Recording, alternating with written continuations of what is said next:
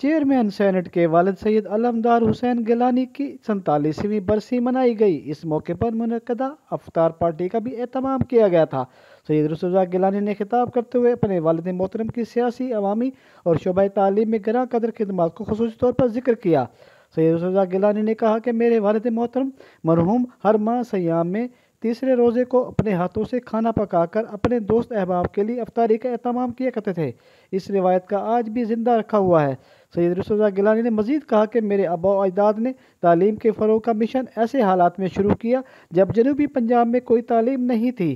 میرے والد نے فروغ تعلیم کا مشن کا اعتبار رسول اللہ صلی اللہ علیہ وسلم کی پیروی میں شروع کیا تھا، اور میں نے آج اپنے والد کی برسی کے موقع پر کریڈٹ کالج کا دورہ بھی کیا۔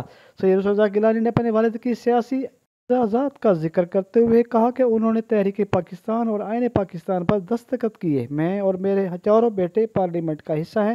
یہ میرے والد محترم کی خدمات کے لیے ملتان کی عوام کی طرف سے زبردست خراج عقیدت ہے۔ برسی کی تقریب میں چیئرمین سینٹ یوسف اللہ گیلانی، ممبر قومی و صوبائی اسمبلی بھی شریک ہوئے۔